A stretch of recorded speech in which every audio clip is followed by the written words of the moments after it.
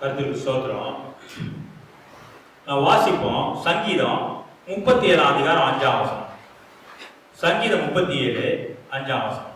உன் வழியை கர்த்தருக்கு ஒப்புவித்து அவர் மேல் நம்பிக்கையாயிரு, அவரே உன் காரியத்தை வாய்க்க பண்ணுவார். கர்த்தருக்கு ஸ்தோத்திரம். நான் வாசிக்கிறோம். நமக்கு அநேக ஆசைகள் இருக்கும், அநேக காரியங்களை இந்த உலகத்துல செய்யலாம்னு நினைப்போம், அநேக காரியங்களை செய்யலாம்னு நினைப்போம். இப்படி நடந்துக்கலாம், இப்படி செய்யலாம், இதை வாங்கலாம், இப்படின்னு அநேக ஆசைகள் இந்த உலகத்துல நமக்கு இருக்கலாம். ஆனா அந்த அந்த ஆசைகள் எல்லாம் நம்முடைய தேவைகள் எல்லாவற்றையும் கர்த்தரோட பார்வைக்கு கொண்டு போகணும். கர்த்தரோட பார்வைக்கு கொண்டு போகணும். உன் வழியை கர்த்தருக்கு ஒப்புவித்து அவர் மேல் நம்பிக்கையாயிரு, அவரே காரியத்தை வாய்க்க பண்ணுவார். கர்த்தருக்கு நம்ம ஆசையை கர்த்தர்கிட்ட சொல்லணும். நம்ம கர்த்தர்கிட்ட சொல்லாம, கர்த்தருக்கு தெரியாம போய் அதையும் இதையும் செய்யற காரியம் இல்லை. கர்த்தர்கிட்ட சொல்லணும். கர்த்தர்கிட்ட சொல்லும்போது கர்த்தர் என்ன பார்ப்பாரு? நம்ம சொல்றதான காரியத்தை கர்த்தர் சீர்தூக்கி பார்ப்பாரு. நம்ம கேட்கறதுனால உடனே கர்த்தர் கொடுத்துருவாருன்னு இல்லை. அந்த காரியத்தை நம்ம கர்த்தர்கிட்ட கொண்டு போகும்போது கர்த்தர் என்ன செய்வாரு? அதை பார்ப்பாரு. என் பிள்ளைக்கு இது தேவையா, இது சரியா, இது சரியான காரியமானு பார்ப்பாரு. கர்த்தர் சீர்தூக்கி பார்த்து அது நமக்கு தேவை என்ன அந்த வழியில நம்ம நடத்த வல்லவராக இருக்கிறார். அநேகர் பார்க்கிறோம் இந்த காலத்துல சொந்த வழிகள்ல நடக்கிறாங்க, அவங்க சொந்த ஆசை இச்சையின்படி நடக்கிறாங்க. வேதவசனத்துல ஒரு இடத்துல நம்ம பார்க்கிறோம், மனுஷனுக்கு செம்மையாய் தோன்றுகிற வழி ஒன்று உண்டு, அது முடிவோ மரணம் அப்படின்னு வாசிக்கிறோம். நமக்கு செம்மையா அநேக வழிகள் தோன்றலாம். நான் இப்படி இருக்க போறேன், நான் இந்த வழியில நடக்க போறேன், இப்படியா நான் செய்ய போறேன், இப்படியா நாங்க கடந்து இங்க இருந்து அப்படியே போகலான்னு இருக்கேன், இந்த காரியத்தை செய்யலான்னு இருக்கிறேன், இந்த வழிகள்ல நான் நடக்கலான்னு இருக்கிறேன் அப்படின்னு சொல்லி நம்ம சொந்த மனசுல ஆசை இருக்கும். ஆனா வேதவசனம் சொல்லுது, மனுஷனுக்கு செம்மையாய் தோன்றுகிற வழி ஒன்று உண்டு, அது முடிவோ மரணம். மரணம் மரணம்னா என்னது? நரகத்துக்கு தான் போகணும். மரணத்துக்கு எதிர்ப்பதம் என்னது? நித்திய ஜீவன். அப்ப மரணம் நித்திய ஜீவன். கர்த்தர் நமக்கு நித்திய ஜீவனை கொடுக்கிறதா வாக்களிச்சிருக்கிறார். அப்ப நமக்கு செம்மையாய் தோன்றுது சில வழி, அந்த வழியில நம்ம தொடர்ந்து நடக்கும் போது எங்க போகக்கூடியதா இருக்கு? நித்திய நரகத்துல நம்ம நித்தியத்தை கழிக்கக்கூடியதா இருக்கு. நித்திய நரகத்துல என்னத்தினால நம்ம நித்திய நரகத்துல நித்தியத்தை கழிக்கிறோம்? நாம் செம்மையாய் தோன்றுகிறதான வழியில நம்ம நடக்கிறோம். சில பேர் சொல்லுவாங்க, என் வழி தனி வழியா, நான் இப்படிதான் நடப்பேன் அப்படின்னு சொல்லுவாங்க. அப்ப அவங்க சொந்த ஆசை இச்சையின்படி நடக்கிறாங்க. அவங்க நடக்கிறபடினால கர்த்தர் என்ன சொல்றாரு?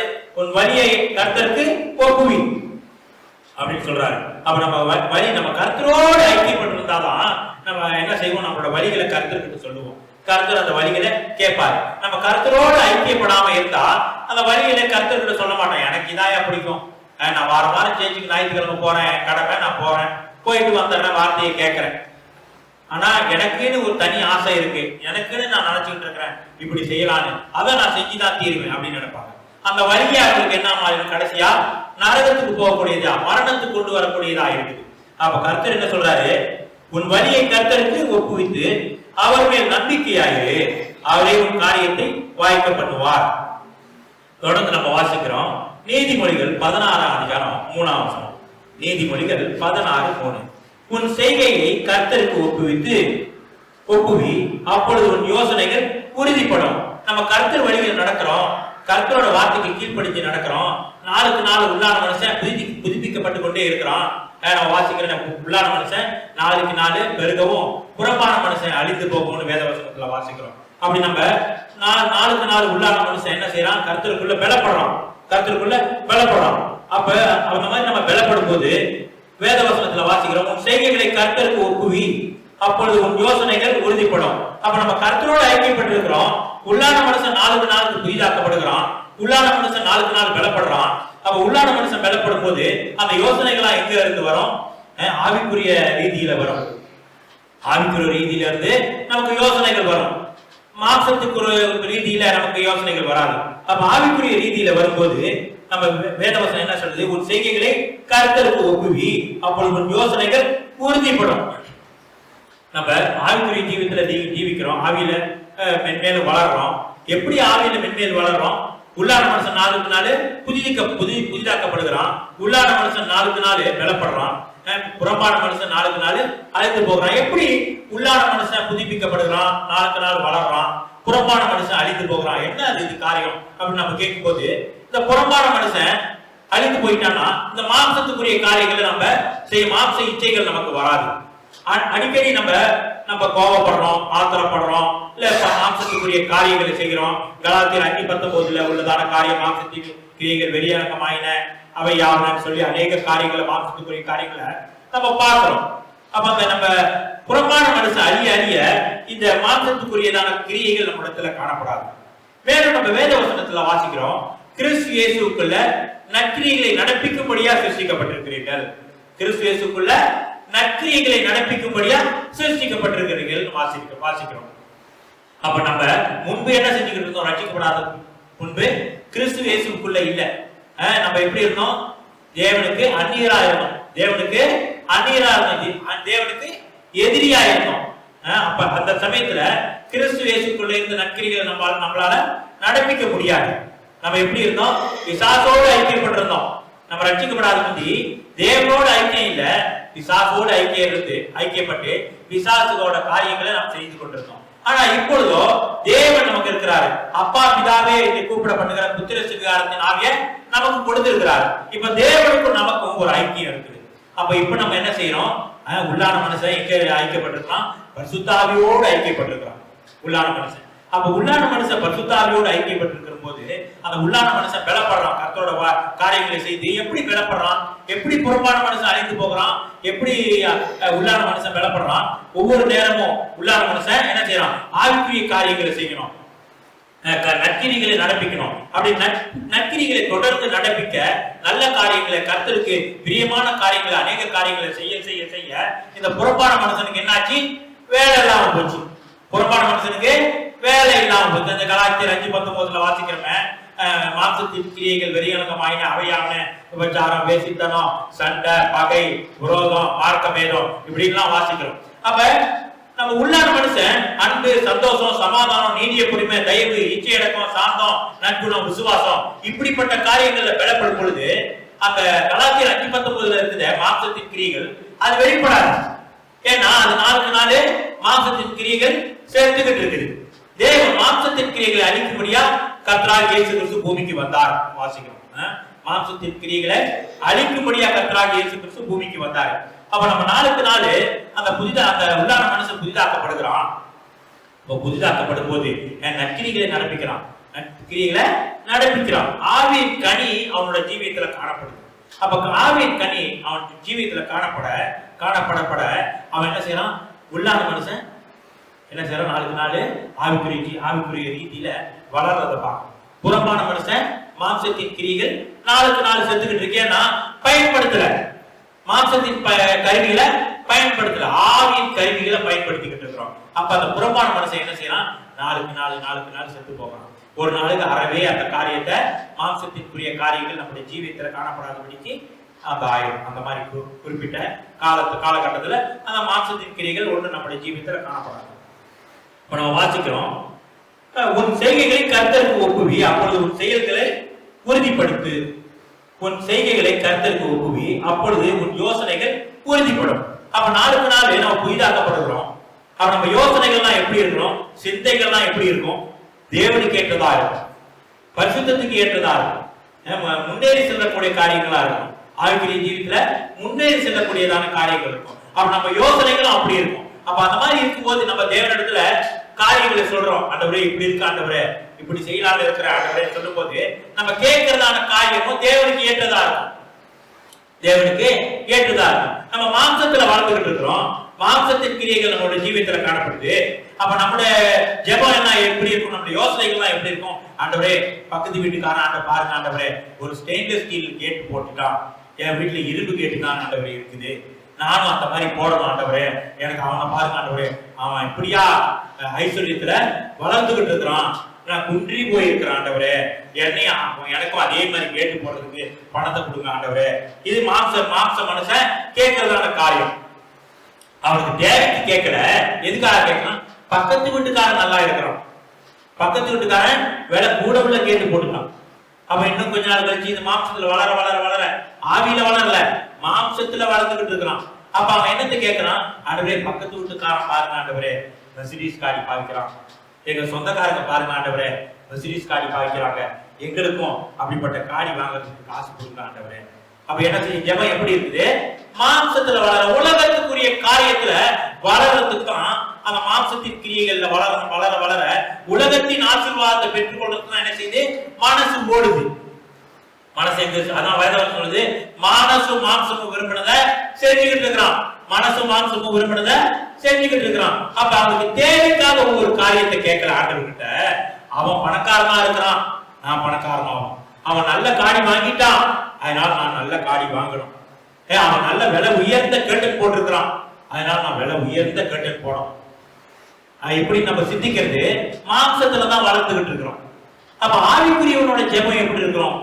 ஆவிக்குரியோட ஜெபம், ஆண்டவரே உள்ளான மனுஷன் நாளுக்கு நாள் புதிதாக்கப்படணும். ஆண்டவரே, ஆண்டவரே நீ என்னை கொண்டு பெரிய காரியங்களை செய்ய வேணும். ஆண்டவரே, நான் என்ன ஜீவ பலியா ஒப்பு கொடுக்குற. ஆண்டவரே, ஆண்டவரே காபியல் தூதன் வந்து மரியாதை சொல்றான், இந்த மாதிரி ஜீவனுள்ள தேவனுடைய குமாரன் உன் மூலமா பிறக்க போறாரு அப்படின்னு சொல்லுவோம். மரியாதை என்ன சொன்னா, ஆண்டவரே நான் உனக்கு அடிமை, ஆண்டவரே நான் உனக்கு அடிமை. அப்ப எல்லா காரியத்தையும் நீங்க என்னை கொண்டு எல்லா காரியத்தையும் செய்யுங்க, நமக்கு அடிமைகளா இருக்கிறேன். நம்ம அப்படி ஒப்பு கொடுக்குறோமா? வேதவசனம் சொல்லுது, உங்களை ஜீவ பலியா ஒப்பு கொடுங்க. நம்ம ஜீவ பலியா கர்த்தருக்கு ஒப்பு கொடுக்கிறது.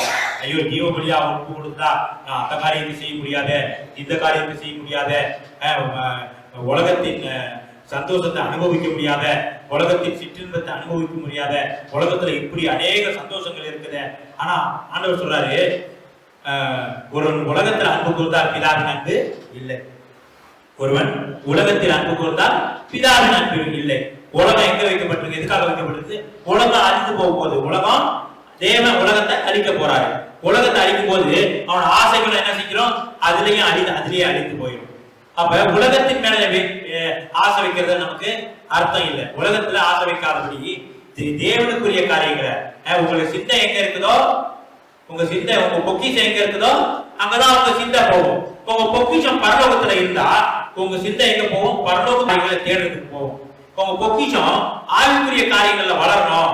நான் கர்த்தருக்கு பிரியமா ஜீவிக்கணும், இதோ ஜெயம் கொண்டவனா மாறணும், ஜெயம் கொண்டவர்களா நான் காணப்படணும் அப்படின்னு நம்ம ஜெயம் கொண்டவனா இருக்கணும், நான் பரலோக ராஜ்யத்துல காணப்படணும் அப்படின்னு பொக்கிஷம் பரலோகத்துல இருந்தா நம்ம சிந்தை எங்க இருக்கும்?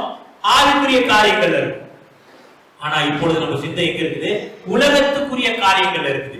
ஆண்டவரே இந்த வருஷத்துல முடியல, ஆண்டவரே அடுத்த வருஷத்துல நான் இதை செய்யணும், ஆண்டவரே உலகத்துல அடுத்த வருஷத்துல நான் இதை வாங்கணும், ஆண்டவரே அடுத்த வருஷத்துல நான் அதை செய்யணும், ஆண்டவரே இந்த வருஷம் என்னால செய்ய முடியல, அடுத்த வருஷத்துல நான் அதை அடையணும், ஆண்டவரே அதுக்கும் அடுத்த வருஷத்துல இதை அடையணும், ஆண்டவரே அப்படின்னு சொல்லி உலகத்துல என்ன செய்யறோம்? அநேக மாம்சத்துக்குரிய காரியங்களை, ஆசீர்வாதத்தை, பொருளுக்கு எடுத்த காரியங்கள், ஆசீர்வாதத்தை பெற்றுக்கொள்படியா பிரயாசப்படுறோம். அப்ப பிரயாசப்படும் போது நம்ம கர்த்தர்கிட்ட கேட்கிற ஜெபமும் எப்படி இருக்கும்? மாம்சத்துக்குரியதான் இருக்கும். அப்ப மாம்சத்துக்குரிய காரியத்தை கர்த்தர்கிட்ட சொல்லும் போது கர்த்தரை ஆசீர்வதிப்பாரா? கர்த்தர் அந்த ஆசீர்வாதத்தை வாய்க்க பண்ணுவாரா? வாய்க்க பண்ண மாட்டார். நம்ம அதான் கர்த்தரோடு கிறிஸ்துவோடு கூட வேறு கொண்டவர்களாகி, கிறிஸ்துவோடு கூட வேறு கொண்டவர்களாகி, நானே திராட்சை செடி, நீங்கள் கொடிகள், என்னால அல்லாமல் ஒருவனும் ஒன்றும் செய்ய முடியாதுன்னு இயேசு சொல்றாரு. அப்ப நம்ம கிறிஸ்துவோடு கூட மேற்கொண்டவர்களாக இருந்தா கிறிஸ்து என்ன செய்ய சித்தமா இருக்கிறாரோ அதான் நம்ம செய்ய ஆசைப்படுவோம். நம்ம கிறிஸ்துவோடு கூட மேற்கொண்டவர்களா இல்லாம உலகத்தோடு மேற்கொண்டவர்களா இருந்தா உலகத்திற்குரிய காரியங்களை செய்ய முடியாத நம்ம என்ன செய்வோம்? பிரயாசப்படுவோம். தொடர்ந்து நம்ம வாசிக்கிறோம். ஆதியாகமம் 6ஆம் அதிகாரம் 5ஆம் வசனம். ஆதியாகமம் 6ஆம் அதிகாரம் 5ஆம் வசனம். மனுஷனுடைய அக்கிரமம் பூமியிலே பெருகினது என்றும் அவன் இருதயத்தின் நினைவுகள் தோற்றம் எல்லாம் நித்தமும் பொல்லாதவர்கள் என்று கர்த்தர் கண்டு. மனுஷனோட இருதயம் எப்படி இருக்கிறான்?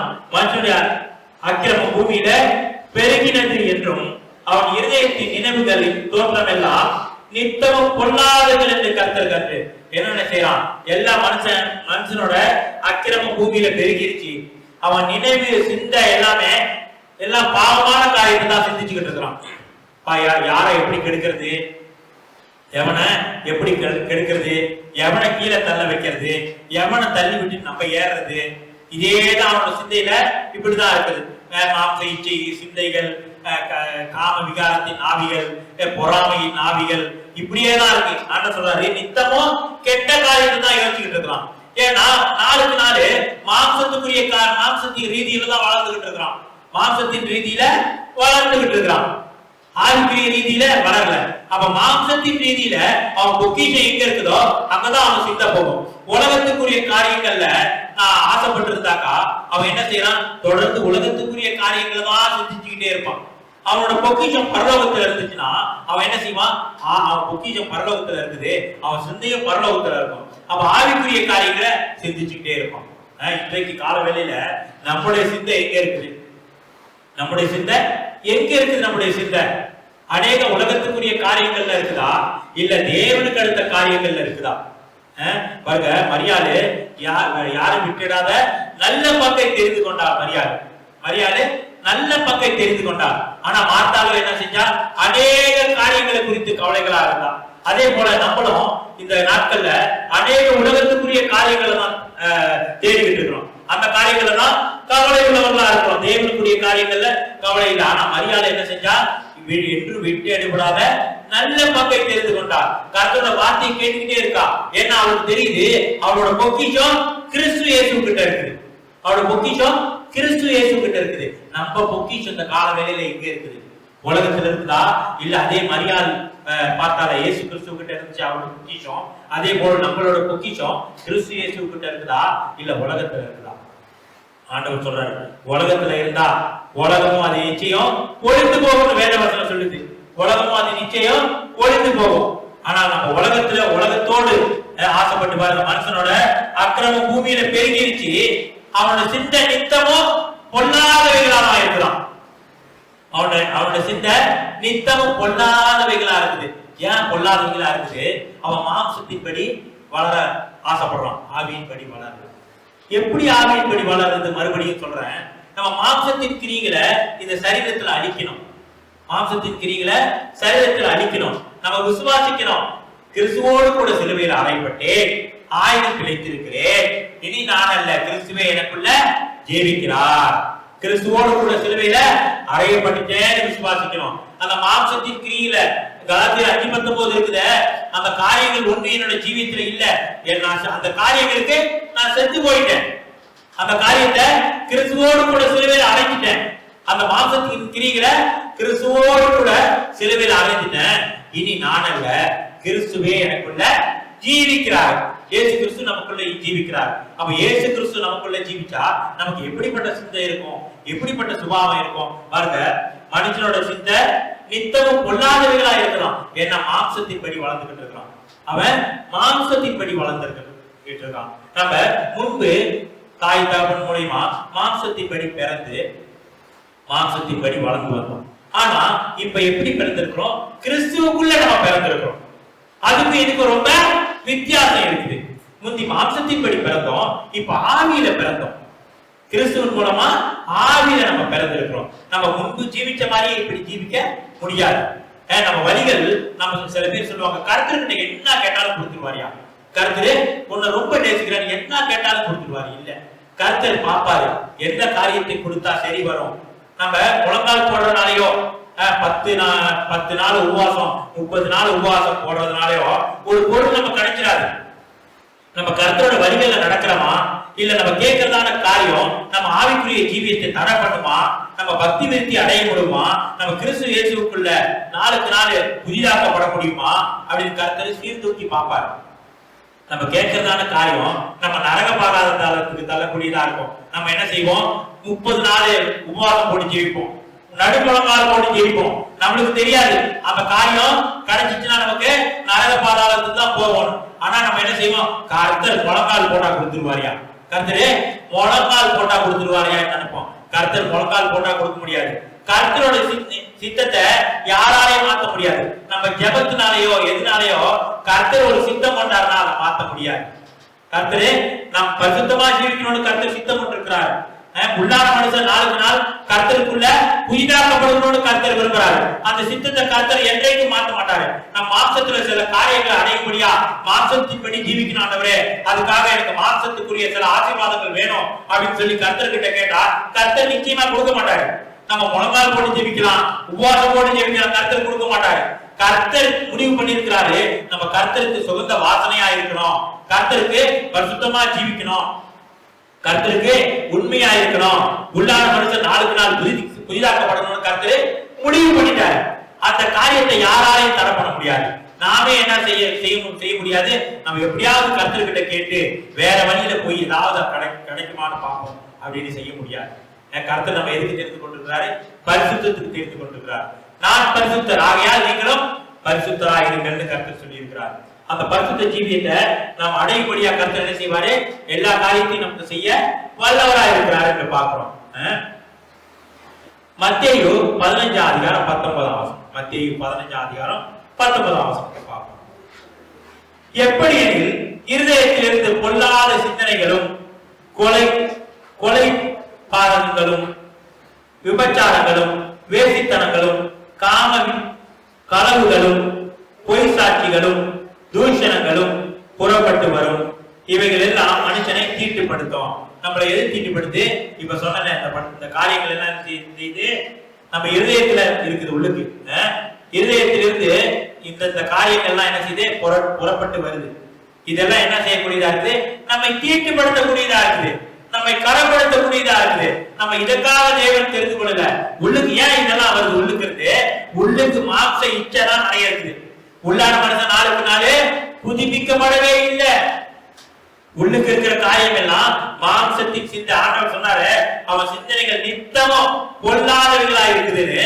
அந்த பொல்லாதவர்களா இருக்கிறபடினால்தான் எப்படி இருதயத்திலிருந்து பொல்லாத சிந்தனைகளும் கொலை பாதகங்களும் விபச்சாரங்களும் வேசித்தனங்களும் களவுகளும் பொய் சாட்சிகளும் தூஷணங்களும் புறப்பட்டு வரும். ஏன்னா நித்தமும் சிந்த பொல்லாதவர்களா இருக்குது.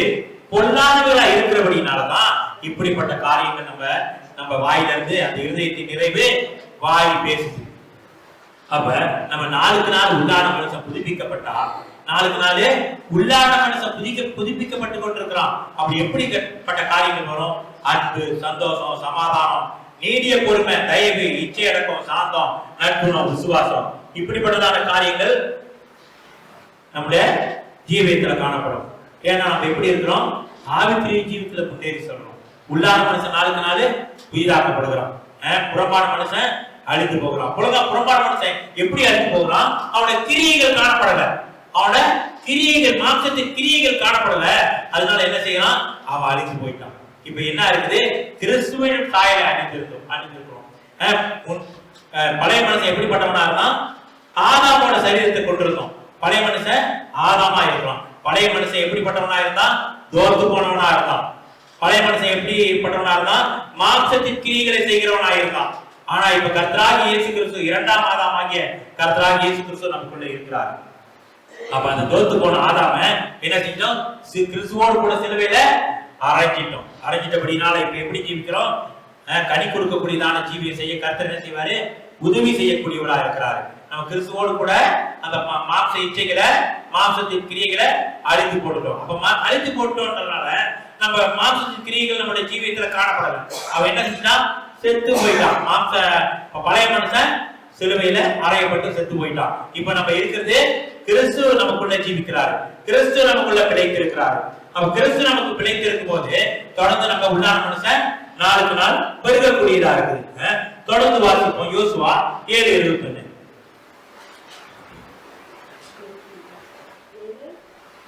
யோசுவா 7:21. கொள்ளையிலே நேர்த்தியான ஒரு பாபிலோனிய சால்வையையும் 200 வெள்ளிக்காசையும் 50 சேக்கல் நிறையான ஒரு பொன் பாலத்தையும் நான் கண்டு அவைகளை இச்சித்து எடுத்துக்கொண்டேன். இதோ அவைகள் என் கூடாரத்தின் மத்தியில் பூமிக்குள் புதைத்திருக்கிறது, வெள்ளி அதன் அடியில் இருக்கிறது என்றான். பார்க்கிறோம், ஆக்கான் என்ன செய்யறான்? அந்த காரியத்தை எல்லாம், அந்த பணத்தை, அந்த சால்வைய, அந்த விலையேற பெற்ற வஸ்திரத்தை எல்லாம் என்ன செய்யறான்? இச்சித்து எடுத்து ஒளிச்சு வச்சுட்டான். எடுத்து ஒளி வச்சபடி நான் என்ன வந்துச்சு? இஸ்ரவேல் போறதான ஆய் பட்டணத்துல போன யுத்தத்துல தோல்வி கண்டார்கள் பார்க்கிறோம். அவன் என்ன சொன்ன? இச்சை. அவனுக்குள்ள இச்சை என்ன செய்யுது? இச்சை இருக்குது. முதல் இருதயத்துல முடிவு பண்ணிட்டான், இதெல்லாம் எடுத்து போகணும். அப்ப இச்சை என்ன செய்யுது? அது கிரியை செய்யுது. என்ன செய்யறான்? அதெல்லாம் எடுத்து கொண்டு வந்து ஒளிச்சு வைக்கிறான். அப்ப இஸ்ரவேல் ஜனங்களுக்கு அது ஒரு பெரிய சாபமா போயிருக்கு. இஸ்ரவேல் ஜனங்களுக்கு எதனால வருது? அவனுக்கு அந்த இச்சை. புறம்பான மனுஷன் என்ன செய்யறான்? மாம்சத்துல ஜீவிக்கிறான். உலக ஆசை, அந்த சால்வை வேணும், இந்த சால்வை வேணும், இந்த பெரிய இது வேணும். இப்ப சில பேர் பாக்குறோம், ஊழியக்காரங்களும் சால்வை போத்துறது தான் விரும்புறாங்க. என்னத்தை விரும்புறாங்க? சால்வை போத்துறது தான் விரும்புறாங்க. அவங்க மனுஷன் ஒரு நல்ல இடத்துல கொண்டாந்து வச்சு முன்னுக்கு கொண்டாந்து சால்வை போத்தலாம், அவங்களுக்கு ரொம்ப சந்தோஷம். நமக்கு மனுஷன் சால்வை போத்த வேண்டிய அவசியம் இல்லை. தேவன் நம்மை அங்கீகரிக்கணும். தேவன் இப்ப வரும்பொழுது இதோ உண்மை உத்தமமான ஊழியக்காரனே அப்படின்னு தேவன் சொல்லணும். மனுஷன் சால்வையை போத்தி நமக்கு ஒண்ணும் கிடைக்க போறது இல்லை. உலகத்துல இப்படிதான் அநேகர் என்ன செய்யறாங்க, மனுஷனால வருகிறதான அந்த பேரு புகழை எதிர்பார்க்கிறாங்க. மனுஷனால கிடைக்கிற அந்த பேரு புகழ் நிலைக்காது. பூமியிலிருந்து வர பேரு புகழ் நிலைக்காது. எப்படி பூமி அழிந்து போகுமோ அந்த பூமியில உள்ள பேரு புகழும் அப்படியே அழிந்து போயிடும். நம்ம பூமியில கிடைக்கிற பேரு புகழுக்காக கர்த்தரோட காரியத்தை செய்கிறவங்களா இருக்கக்கூடாது.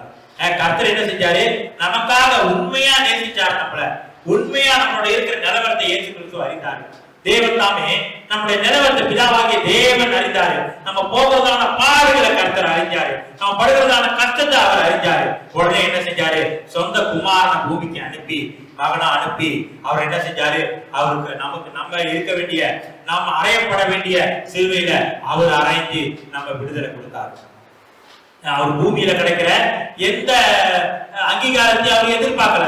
நாம பூமியில கிடைக்கிற அங்கீகாரத்தை எதிர்பார்க்கல. சிலர் எதிர்பார்க்கல, அது வேணும்னு நினைக்கிறாங்க. எனக்கு சால்வை போத்துங்க, எனக்கு சால்வை போத்துங்க, நான் செஞ்ச காரியத்துக்கு சால்வை போத்துங்க. இந்த சால்வை போத்தி நமக்கு ஒன்றும் கிடைக்க போறது இல்ல.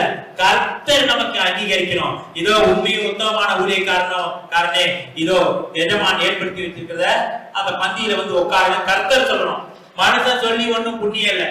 மனுஷன் சொல்லி மனுஷன் இன்னைக்கு தூக்குவான், மேல தூக்குவான், நாளைக்கு தூக்கி தபீர் தூக்கில போட்டுருவான். மனுஷனை அதான் வசனம் சொல்லுது, நாசியில சுவாசம் உள்ள மனுஷனை நம்பாத, நாசியில சுவாசம் உள்ள மனுஷனை நம்பாத.